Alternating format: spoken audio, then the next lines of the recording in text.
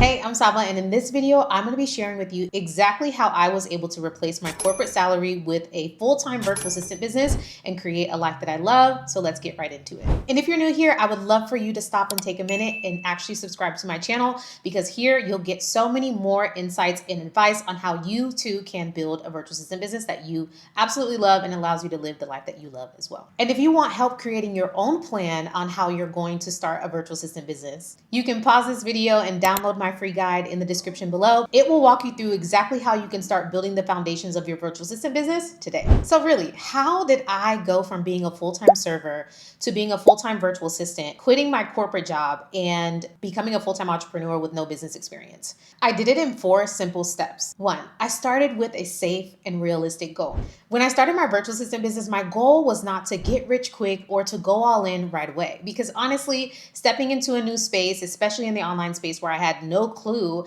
how I was going to do this, I knew that it would take time. So setting a realistic goal from the beginning on how I planned on making this my full-time job, because I knew in the back of my mind that is exactly what I wanted. But going in, I set a realistic goal so that I could make my way there. And so I asked myself, what was the bare minimum that I needed to live comfortably? If I wanted to take this full-time, I would have to start part-time. And so in terms of starting part-time versus full-time, I really had to think about what was the bare minimum that I needed in order for me to live comfortably if I was going to do this part-time or full-time. And so for me, my goal or my answer to that question was the minimum that I needed in order for me to do this comfortably was I needed to break even with my corporate salary, not replace my entire corporate salary overnight. And so for me, that was about $4,000 to $5,000 a month that I needed to replace in order for me to just break even with what I was already making in my corporate salary. 3 clients is all it took for me to build the confidence that I needed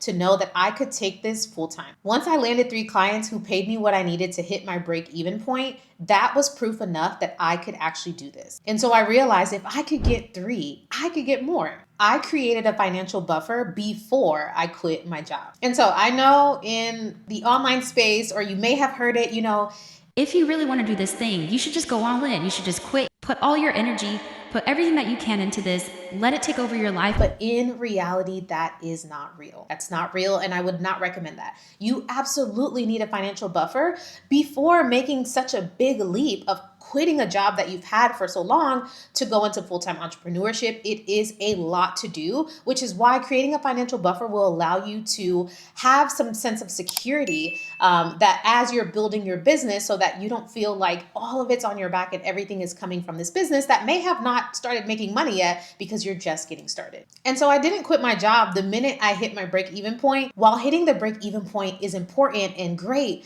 I needed to show myself that I could actually do it again. So I gave myself some breathing room by creating a financial buffer so that I didn't have to go into this new venture stressed because it needed to replace my salary today. This gave me the peace and the security that I needed in order for me to decide it is time for me to quit my job and do this full time. My confidence came from action and not perfection, because I simply stopped waiting for it to line up. I simply stopped waiting for everything to be perfect, because honestly, it doesn't exist. And waiting to feel ready typically never comes. And for me, the confidence that I built, it really came after jumping in and deciding I'm going to start this thing part-time. I'm going to make it my full-time job and it will work out for me. And it did, right? Because I was attaching my emotions and my why into my actions, and it built my confidence over time. And so all the clarity and confidence that I was looking for or waiting for before I started my business came as I started taking these small steps in landing clients, building new systems, learning new tools, and getting confident with marketing my services and my skills to other business owners that need it. And as I took steps forward, each client that I served built my belief that I can actually do this. And so to recap, what exactly did I do to replace my corporate salary with a full-time virtual assistant business? I started with a safe and reliable goal. 3 clients was all it took. I created a financial buffer before I quit my job. And my confidence was built after taking that first step, after taking action in starting and doing this thing for real. And if you want help creating your own plan, I have created a free guide for you. It's in the description below. It will help you outline the foundational steps that you need to take. It will walk you step by step through building your virtual assistant business foundation. Creating a full-time salary with a virtual assistant business is absolutely possible, and you can take me as an example and any of my hundreds of students that I've coached in my virtual assistant program on how to do the same. I want you to definitely check out my free guide in the description because it will give you the exact steps that you need to be focused on in order for you to do the same in your life. All right, don't forget to subscribe to this channel so that you can continue learning from me, and I'll see you in the next video.